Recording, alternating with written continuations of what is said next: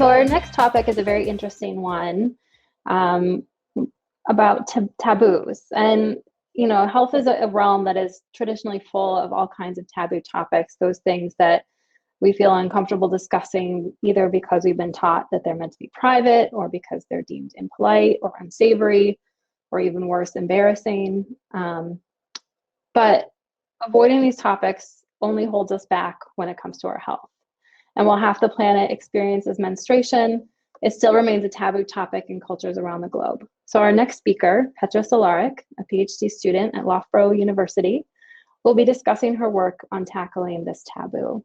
So welcome, Petra. Thank you, Amy. And thank you, MedPow, and also everyone for organizing this. It's so wonderful that in this situation we can still all connect. So I will try to share my screen. Let me know if it works. Hello, everyone from the UK. I'm momentarily here. I find this the most fascinating thing about organizing these online things is that we can all be together from the comforts of our home. Okay, so I will start. So yeah, thank you everyone for being here. I will be sharing my work on taboo topics and trying to showcase how we can use it to actually address health and well-being. So what I will discuss is, of course, firstly to define what is taboo and what is stigma, but also what are their implications on well-being. And finally, I will present define 7 building blocks for designing on taboo topics, which I will share with my work on menstruation. So before we get in, I would really like to ask of you to just take a minute and to think about how does viewing the next few images make you feel. So I assume, you know, we're all here, probably, you know, we're, because we work on the topics that we work on, we can think that, you know, we're very open-minded, we know about all of the issues that face the world. But the thing is, which is for me personally fascinating about taboos, is that no matter what our thoughts are on certain topics, just seeing a content that is a taboo makes us slightly uncomfortable. So this is a picture by Instagram poet called Ruby Kaur. She shared this picture of her menstruation on Instagram, and it was taken down even 3 times because it was said that the content was not approved. But also what we mentioned in the earlier discussion as well, in this, which I also listened in today's sessions, is how we also think about what COVID might mean for us. So for example, maybe, you know, sometime in the future, seeing actually someone cough will be stigmatized. And this is what taboos and stigmas are. There are people, there are places, there are things that are often connected to a certain restricting practices, but are also surrounded by a certain strong feeling of disapproval from the society. And the thing about taboos and stigmas is that I like to say that they're open public secrets, and they're important because these secrets, they're often kept in shadows, and we do not get to discuss with them because they're disapproved. But that means that these specific practices, they continue to go on in these shadows and actually impact our health and our overall well-being. So often when I say, you know, that I work on taboos and stigmas, the first thing that maybe comes up to people's head is certain, let's say, table manners, such as, you know, you have to eat this way, or you have to give to this person a certain handshake, or when you come to someone's house specifically, like, how are you going to go about the space? But the thing is that these are smaller ones, and they're often culturally and country specific, but we have much bigger ones, such as the ones that are here on the photograph, such as abilities, mental health, sexual orientation, abortion, obesity, menstruation. Also something that I will go more in detail later. But these are very big aspects that are major influencers on our lives. And I want to share just a few data on certain topics. Of course, I cannot go through all of them, but just to give you a glimpse of how they can actually influence our health and well-being. So for example, mental health is something that is very, it's a big topic, and especially in the Western world, a lot, but they still have great influences on the way people go about their days. So even though we all speak about mental health quite a lot in the recent years, it does not mean that it doesn't prevent people from actually seeking help. So Mind.org, which is a very big organization in the UK on mental health, shows the poll shows that even 1 out of 5 people face a certain mental health issue every year, and only 1 out of 6 people seek help. Especially work-related. We spend so much time in the office and with our work, but it was shown that only 5% of people state that the reason of their absence at work is due to mental health. And even more to think about is also with the current pandemic, is that it was shown that people who have more serious mental health issues feel very discouraged to actually seek for help because they believe that their conditions are not most important with the current pandemic, which actually leads them to not address the issues in time. Second one is what is really not spoken a lot is actually criminal record or imprisonment. So often for those who actually leave prison, they have a hard time going back into socialization, which naturally circuits their life in a certain manner. And it was shown that also a lot of them have mental health issues as well. And then they actually have the double stigma. So the stigma of the mental health and the stigma of their criminal records, which leads them to actually not seek for help as well in time. But it was even shown that they have a very hard time trying to find accommodation or jobs, which leads them in a low socioeconomic status. Another one I wanted to share was obesity.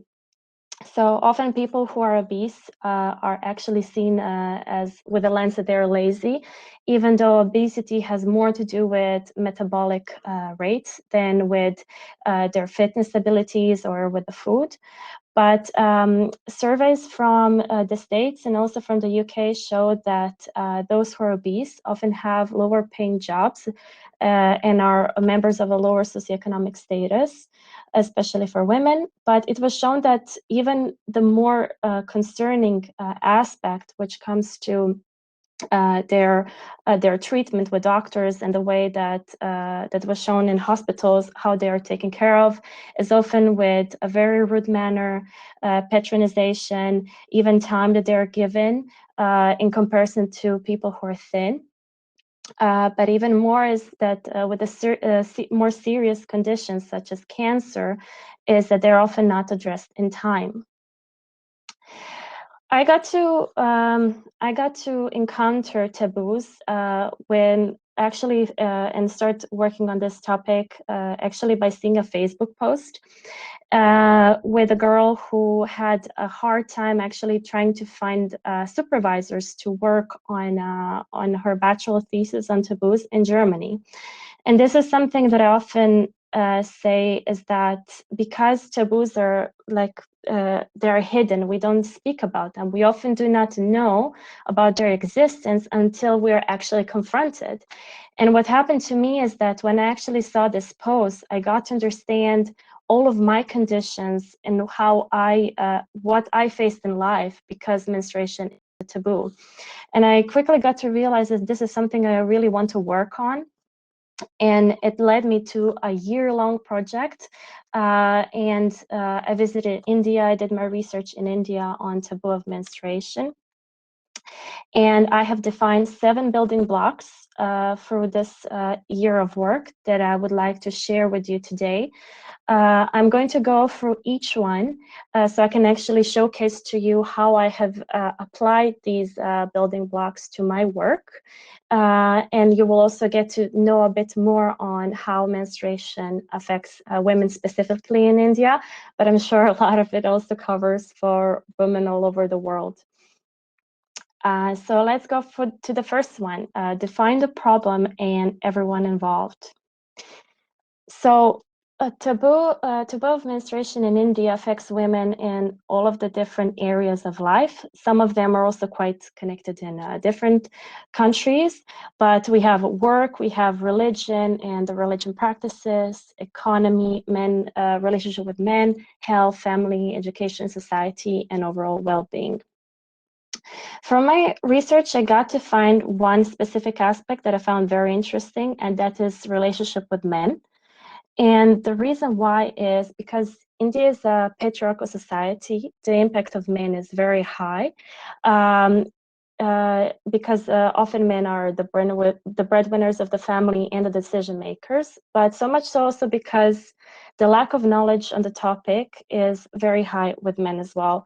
The reason is because men are not educated in high schools on menstruation, and from my research, I got to find out that they mostly get to learn about menstruation when they get married, which means that they do not have the great abilities or knowledge on how to support their female members of the family. But even more is because they got to realize how their role is also different. So the way men perceive, or even better to say, if men see menstruation as something positive, so will the girls see it as something positive. But when we work also on taboo topics, this is why as well it is important to understand what is the structure and what are the relationships within the society. So, and this is the second aspect called understand the context, but really all of it.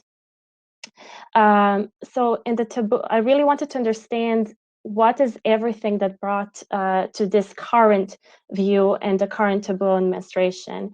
And there are many. So one is the misconception and misinterpretation of the Vedas, then the practices that come from the Vedas, the patriarchy, the gender and relationships, hierarchy and family ties, lack of education, and finally, societal view and stigma. And all of these aspects are actually the ones that shape the view on menstruation currently, but also on how the practices around menstruations are formed. And what are the impacts of that? So I wanted to share just 2 of them. One is on the health. So it was shown that the lack of education, the surrounding shame on the taboo, and the lack of resources have a high impact on health. So even 88% of women in India currently are using homemade alternatives such as sand, newspaper, branches, and these bad menstrual practices, which also come from the lack of education, have been shown to be the main cause of vaginal infections and, in the worst cases, death. But for me as well, even more important, if so, is the well-being. So it was shown that women do not get to know about actually what is menstruation until they first receive their first menstruation or the menarche, which leads to many negative emotions.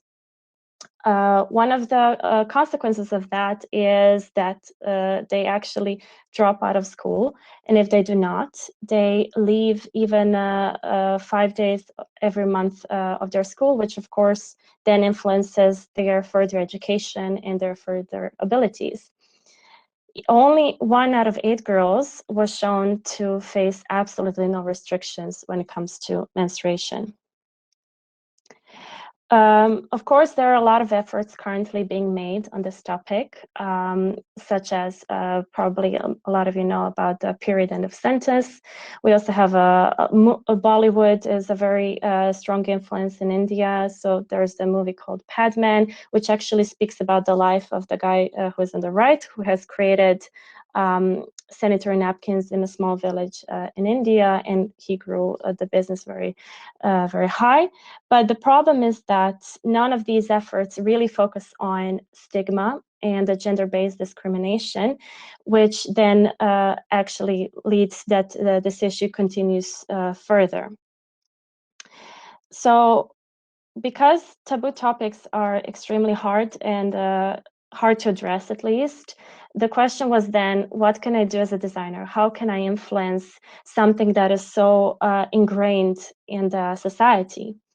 And one thing that I got to understand is that the first thing that I can do is actually to create discussion as a first step towards behavior change.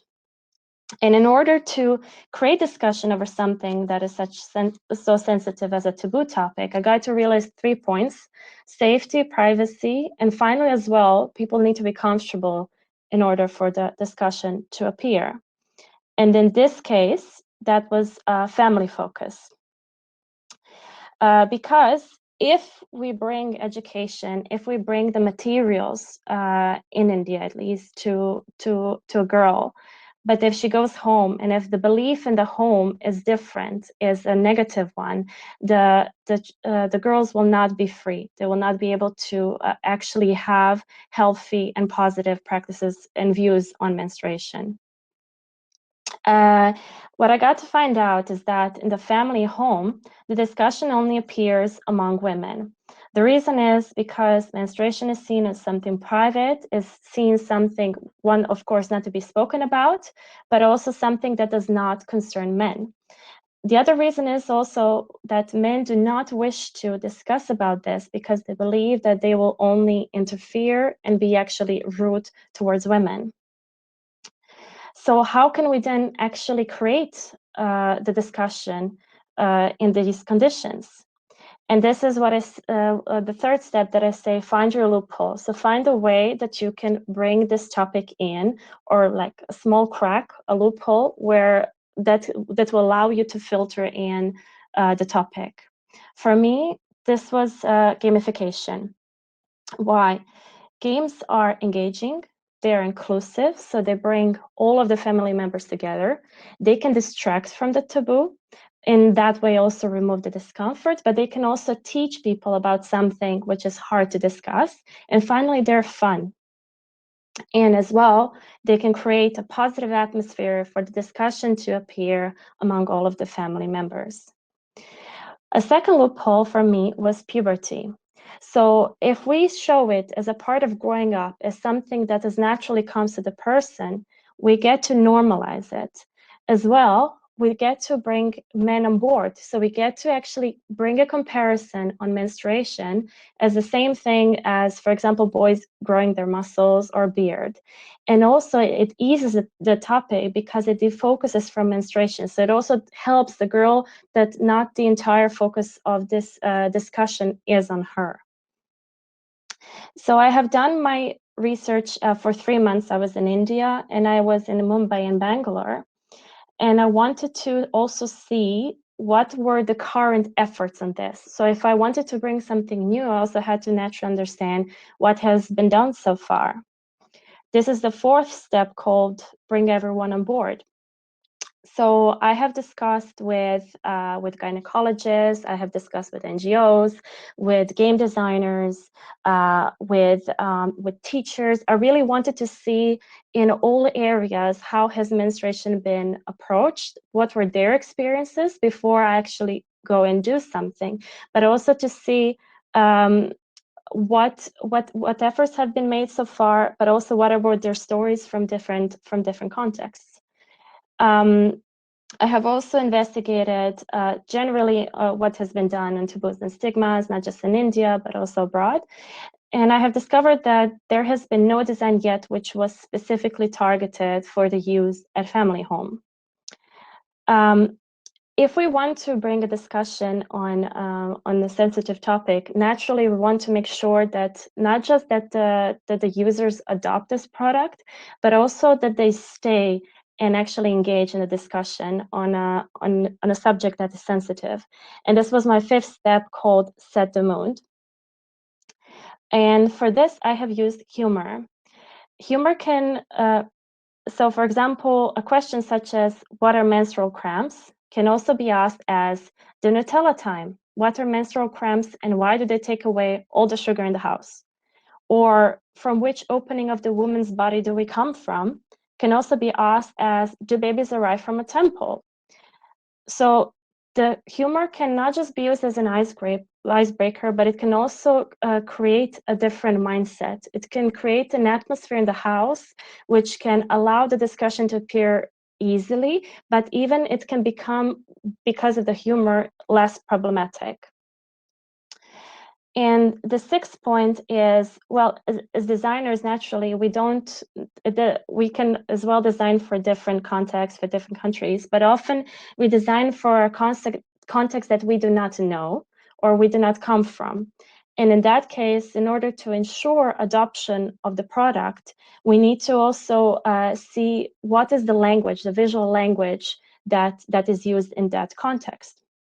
So I got to understand, firstly, how important colors are in India. Everything is extremely colorful, but also how many different patterns they use. I also got to find out how, by seeing a certain pattern, they know from which area of India does the design come from.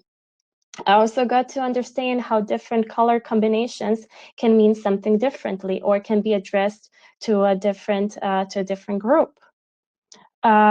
Also certain objects, such as, for example, mustache. Which mustache seems more similar to an Indian mustache, or how are usually the eyes drawn? What is the most popular color combinations of the clothes?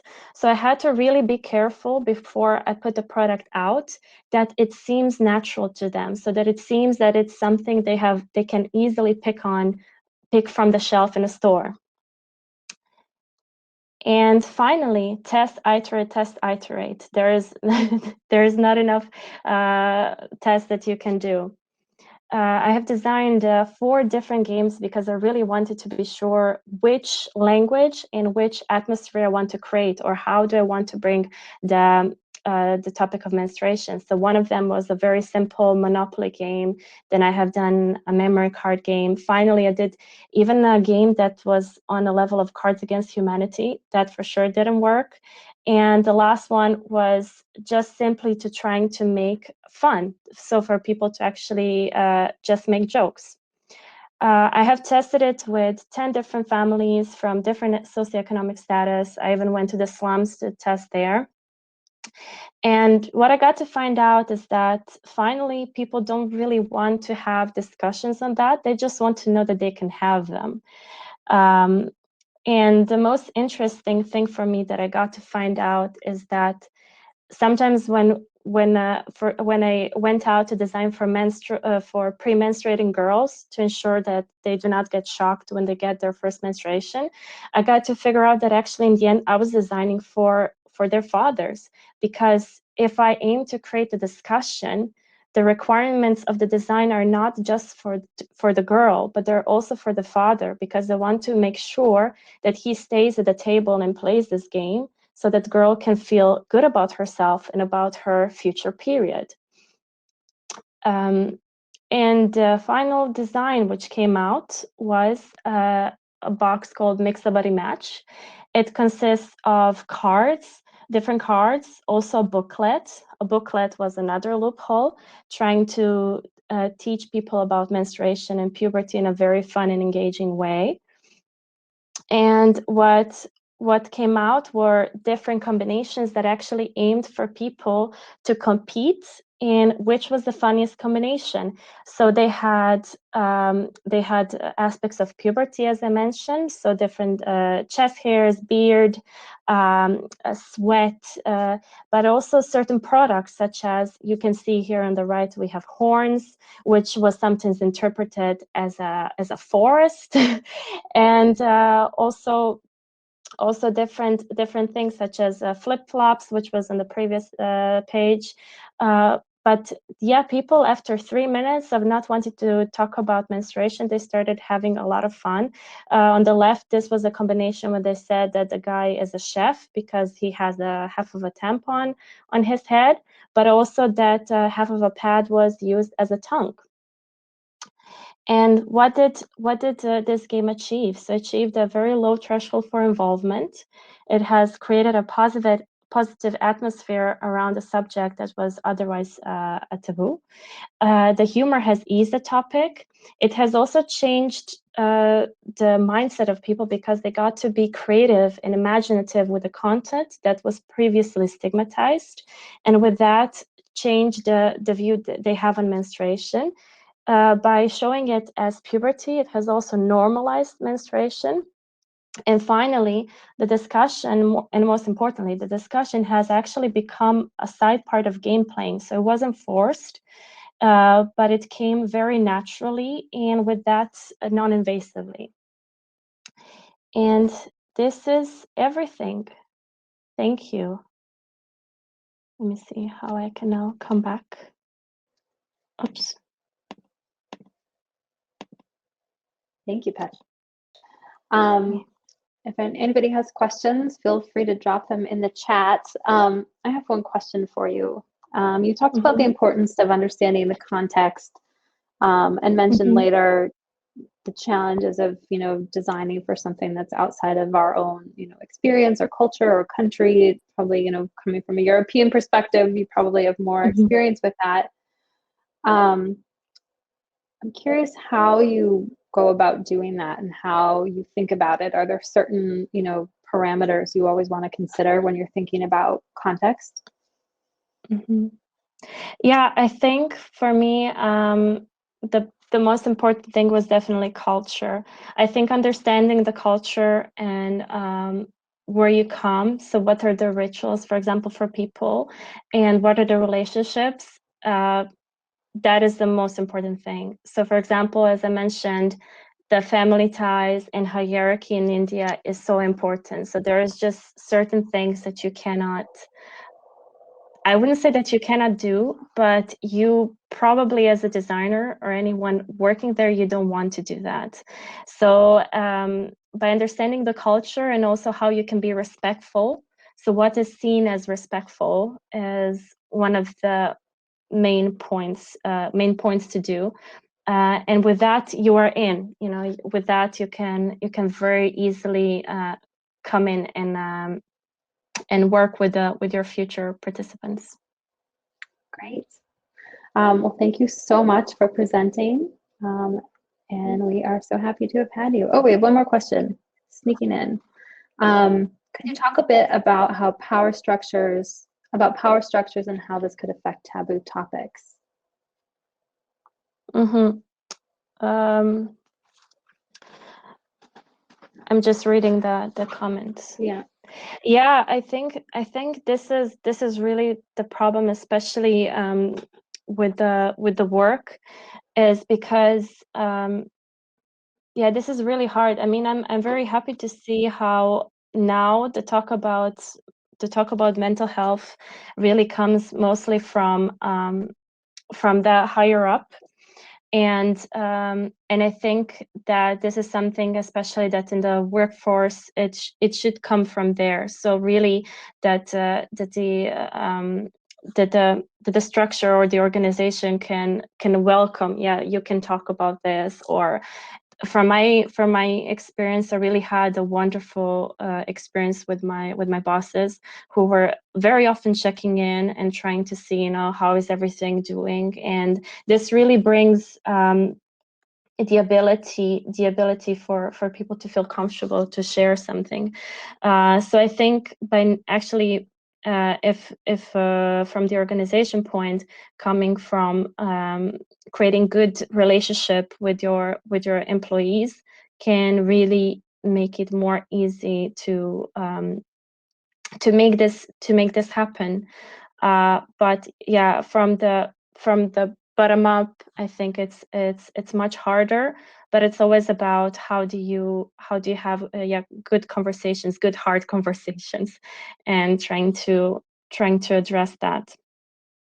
All right, great. Well, thank you so much. And with that, we will move to our last presentation of the day.